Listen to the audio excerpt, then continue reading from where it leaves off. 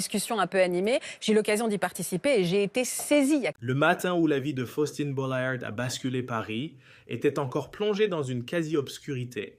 Quelques minutes plus tard, elle afficherait son sourire à des millions de Français comme si de rien n'était. Ce matin-là, en ouvrant les yeux, elle a senti que quelque chose venait de se briser en elle, et ce qui rend cette histoire si poignante, ce n'est pas tant ce qu'elle a perdu, mais ce qu'elle a su cacher si longtemps. Pendant des années, Faustine Bollaert a projeté une image quasi parfaite dans le cœur de tous les Français. À l'écran, elle était cette femme exceptionnelle capable de faire parler les silences les plus lourds, de saisir les douleurs les plus intimes et d'offrir en quelques mots seulement un réconfort sincère que beaucoup de gens n'avaient jamais trouvé ailleurs. Chaque jour, elle accueillait des hommes et des femmes venus partager les chapitres les plus vulnérables de leur existence, des histoires de trahison, de deuil, de blessures familiales, d'amour brisé et de reconstruction pénible, et à chaque fois, Faustine semblait savoir précisément quoi dire quand garder le silence et comment regarder une personne pour qu'elle se sente comprise, qu'elle n'était plus seule. C'est sûrement pour cela que tant de gens ont fini par croire qu'une femme comme elle était infaillible, qu'une femme aidant tant les autres devait forcément maîtriser parfaitement sa propre vie et qu'une personne si solaire ne pouvait connaître l'ombre. Pourtant, les apparences, surtout sous les projecteurs, ne disent que rarement toute la vérité. Ce matin d'hiver, lorsqu'elle a ouvert les yeux, dans le silence de son appartement parisien, une chose lui apparut tout de suite différente. Ce n'était pas un bruit, ni une dispute de la veille, ni même une angoisse. C'était simplement cet étrange vide que l'on ressent quand on réalise qu'une présence familière et quotidienne a disparu. Pendant un court instant, Faustine est restée immobile, comme si son esprit luttait pour refuser ce que son cœur lui avait déjà accepté. Puis son regard s'est posé sur la place vide à côté d'elle, et dans ce silence irréel, la vérité s'est imposée depuis des années. Elle partageait sa vie avec Maxime Chatham, un des romanciers les plus populaires de France. Pour le public, ils formaient un couple à part discret, élégant et presque inaccessible. Ils ne faisaient pas partie de ces couples qui étalent leur vie privée sur les réseaux sociaux ou qui enchaînent les déclarations publiques. Leur force, justement, semblait venir de cette grande discrétion. Quand ils apparaissaient ensemble, tout sonnait juste. Un regard, sourire complice, une complicité évidente. Cela suffisait pour que chacun pense qu'entre Faustine et Maxime, rien ne pouvait jamais s'effondrer. Mais depuis des mois, certains détails inquiétaient les observateurs les plus attentifs. Des apparitions publiques bien plus rares qu'avant des emplois du temps qui semblaient ne plus jamais coïncider. Des regards parfois là et cette alliance que certains juraient ne plus voir à son doigt par moment. Dans les couloirs des rédactions, les rumeurs avaient commencé à enfler. Les journalistes se posaient la même question sans jamais obtenir une réponse claire. Se passait-il quelque chose au sein d'un des couples les plus admirés du paysage médiatique français? Faustine, elle gardait le silence car elle connaît trop bien ce milieu.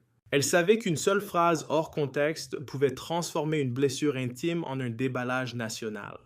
Elle savait aussi qu'elle devait protéger des choses bien plus précieuses que son image, ses enfants, sa dignité. Et peut-être les derniers morceaux d'une histoire qu'elle n'était pas encore prête à vouloir abandonner. Ce que personne ne pouvait imaginer, c'est que derrière ce sourire, que la France entière connaissait une tempête silencieuse, faisait rage. Elle avait déjà commencé, bien avant les rumeurs, les non-dits, bien avant ce matin d'hiver où Faustine Bollaert s'est réveillée face à ce vide impossible à nier. Il y avait eu bien avant ça une rencontre simple, presque banale. Une rencontre discrète, loin des contes de fées que la presse adore raconter. Et pourtant, avec le recul, leurs proches, qui les ont connus à l'époque, affirment aujourd'hui une chose troublante. Dès leur tout premier regard, quelque chose semblait évident entre eux. À ce moment-là, Faustine était déjà une animatrice en pleine ascension. Son visage commençait à devenir familier dans le quotidien des Français. Son naturel, sa spontanéité et son talent pour créer une connexion avec le public faisaient d'elle une personnalité à part dans un milieu télé souvent très lisse. dominée par le paraître. Elle n'avait pas besoin d'en faire des tonnes. Sa force venait de là, elle semblait. Authentique. De son côté, Maxime Chatham évoluait dans un univers tout autre, bien plus réservé, plus secret. Auteur. De thriller à grand succès, il passait son temps entre ses manuscrits, ses voyages et les salons du livre, d'univers sombres que des millions de lecteurs dévoraient passionnément. Si Faustine incarnait la lumière Maxime, semblait tout droit sorti d'un monde plus intérieur, quasi secret, deux pôles opposés, et c'est peut-être justement ce qui a provoqué l'étincelle. Au début, leur relation n'avait rien d'un coup de foudre spectaculaire. Ils nient. Ni scandale, ni couverture de magazine, aucune mise en scène pour les médias. Leur amour s'est construit petit à petit dans une simplicité devenue si rare. Des dîners à l'abri, des regards, des conversations qui s'étiraient jusqu'au bout de la nuit, des projets en commun, des rêves qu'ils bâtissaient à deux, progressivement. Ce lien est devenu fort naturel, une véritable évidence. Quand ils sont apparus ensemble officiellement pour la première fois, beaucoup ont été touchés par leur bel équilibre. Faustine était radieuse avec cette douceur qui la caractérisait. Maxime, lui plus réservé, semblait trouver près d'elle une sorte de quiétude. Ensemble, ils ne renvoyaient pas l'image d'un couple, fabriqué pour les objectifs des photographes. Ils avaient dès l'air de quelque chose de plus précieux, deux adultes qui semblaient vraiment se comprendre. Les années ont passé, leur histoire s'est consolidée, leur famille s'est agrandie, et dans l'imaginaire du public français, ils incarnaient l'un de ces couples qui donnent envie d'y croire dans un univers où tant d'amour médiatisé se termine dans le fracas, les accusations ou les trahisons publiques, eux, paraissaient avoir trouvé une autre façon de s'aimer, une façon plus mature, plus classe et plus discrète. Mais parfois, ce sont justement les histoires qui semblent les plus solides qui dissimulent les failles les plus profondes. Avec le temps, leurs carrières ont pris une toute nouvelle dimension.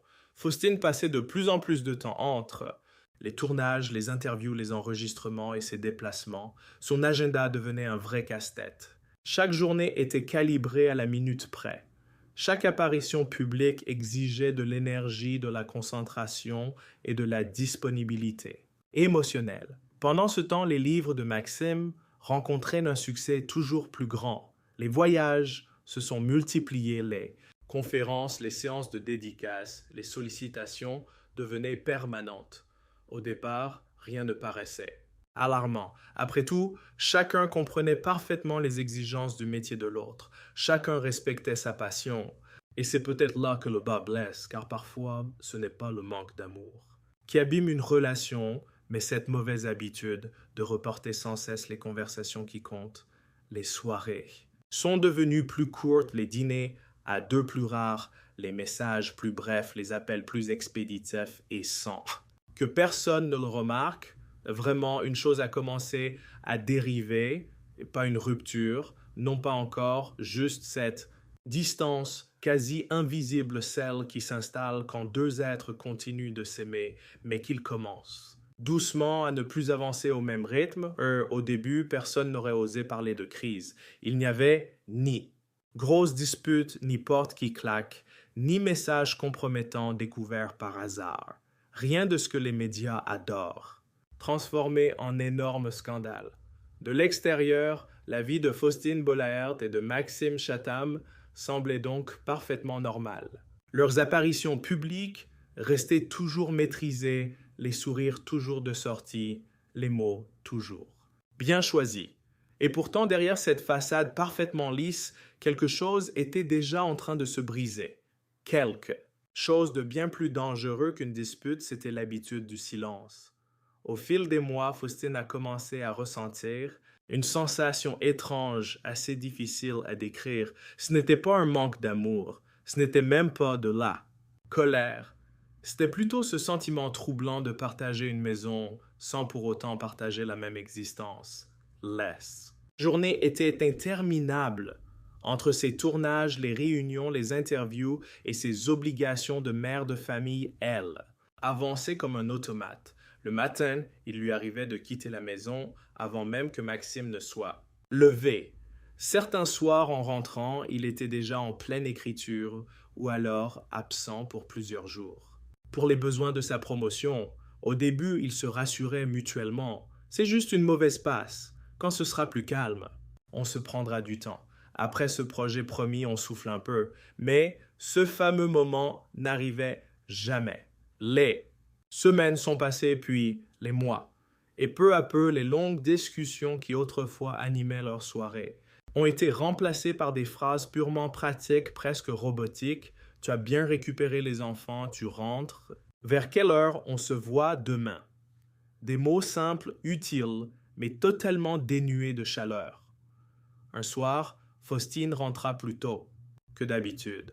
La maison était silencieuse, les enfants étaient déjà au lit. En passant la porte du salon, elle vit Maxime assis, seul un manuscrit grand ouvert juste devant lui.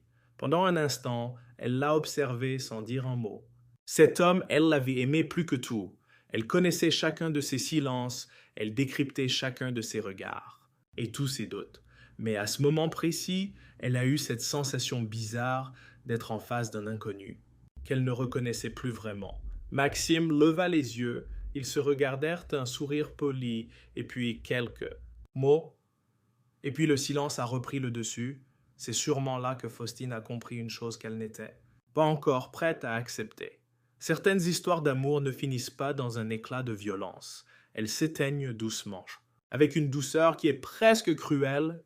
Les jours qui suivirent, cette pensée la hantait, même sur son plateau. Démission en écoutant les malheurs des autres, une question a commencé à tourner en boucle dans sa tête. Comment? Peut-on encore aimer quelqu'un, mais se sentir si distant? Elle l'ignorait pour l'instant.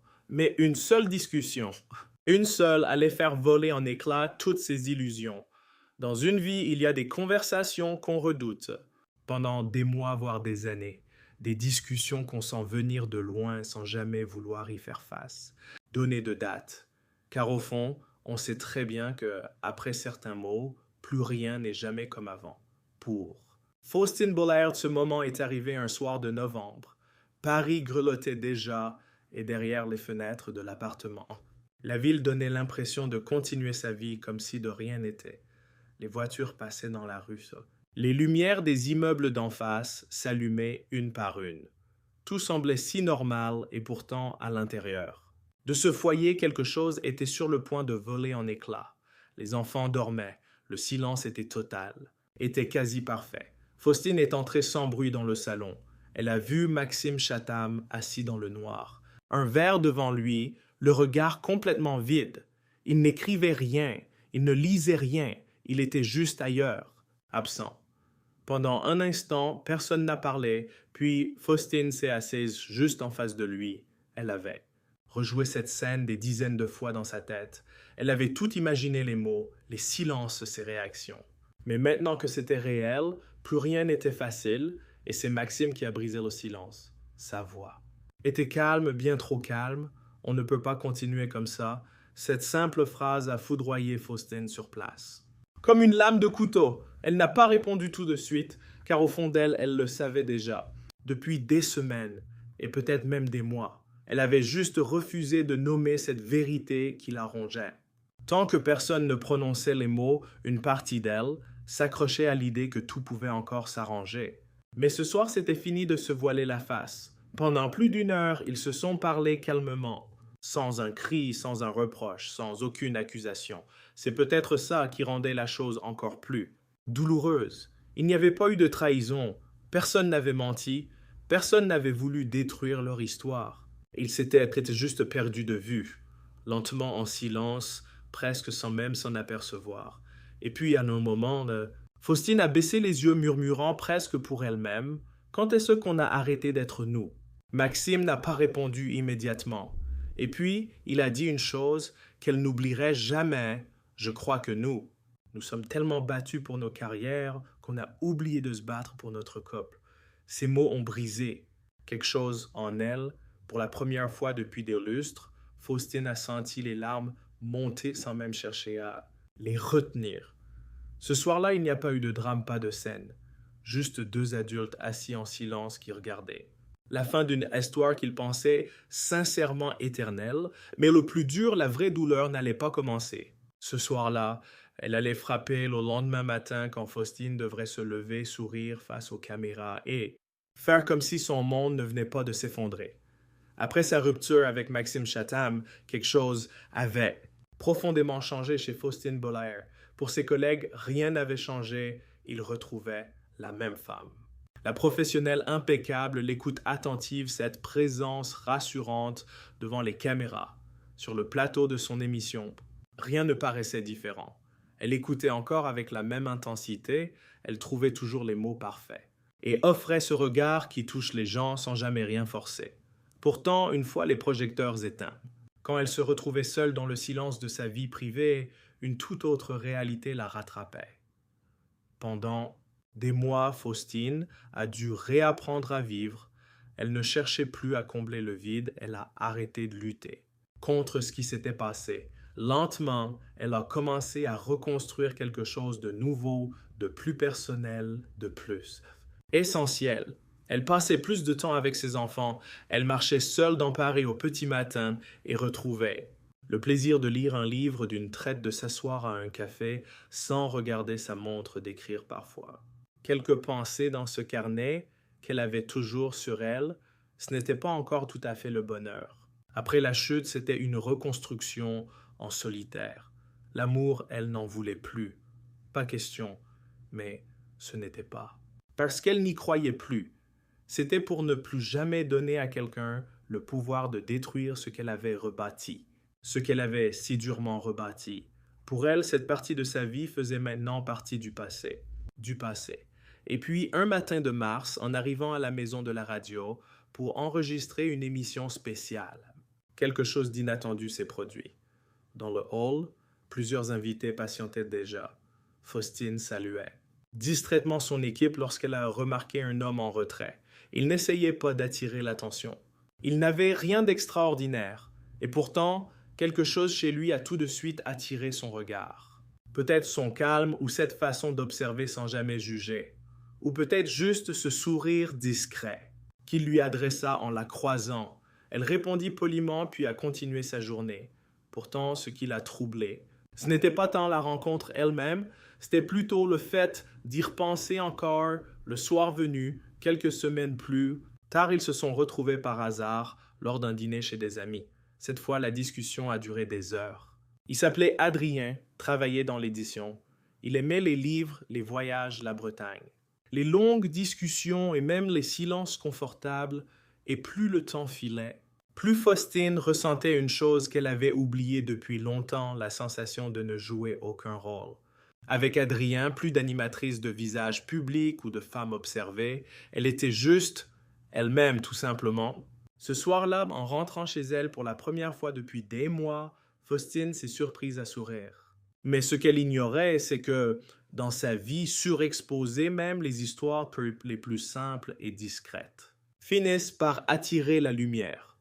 Au départ, Faustine Bollaert avait pourtant tout fait pour la protéger. Cette histoire naissante, après ce qu'elle venait de vivre, plus question d'exposer sa vie personnelle, et encore moins livrer aux médias un nouveau chapitre à analyser ou déformer. Avec Adrien, tout s'est fait. À l'abri du bruit des caméras et de ce monde qu'elle connaissait si bien, ils se voyaient en toute discrétion. Parfois pour un dîner dans un petit resto parisien, ou bien pour un week-end à l'abri des regards loin de la capitale. Là où personne ne posait de questions. Ce qui la touchait le plus, ce n'était pas tant de retrouver l'amour, c'était de retrouver la paix. Adrien n'a jamais cherché à s'imposer dans sa vie publique. Il ne cherchait ni à impressionner, ni à se montrer. Il était juste là présent. Et après des mois passés, de reconstruction, cette présence apaisante a touché quelque chose de très profond en elle, peu à peu sans qu'elle s'en aperçoive. Faustine a recommencé à croire que certaines blessures ne sont pas là pour nous anéantir, mais pour nous transformer. Durant de longs mois, seuls ses proches connaissaient l'existence de cette relation. Ses enfants, bien sûr, ses amis les plus proches, une poignée de personnes de confiance. Tout semblait enfin retrouver son équilibre. Puis un soir d'automne, tout a basculé. Alors qu'il dînait dans un petit restaurant du Marais, un flash a illuminé la salle. Un photographe. Une seconde, un seul instant, mais dans l'univers d'une personnalité publique. Une petite seconde peut suffire à anéantir des mois de tranquillité. Le lendemain matin, les photos étaient déjà partout. Les sites d'infos en faisaient leurs gros titres. Les réseaux sociaux s'enflammaient. Certains étaient heureux de revoir Faustine, épanouis, d'autres se demandaient qui était cet homme, l'identité de ce nouvel homme. Les rumeurs repartaient. Durant quelques heures, Faustine a senti remonter cette lassitude qu'elle connaissait par cœur, le sentiment que sa vie privée lui échappait encore une fois. Pourtant, cette fois-ci, c'était différent.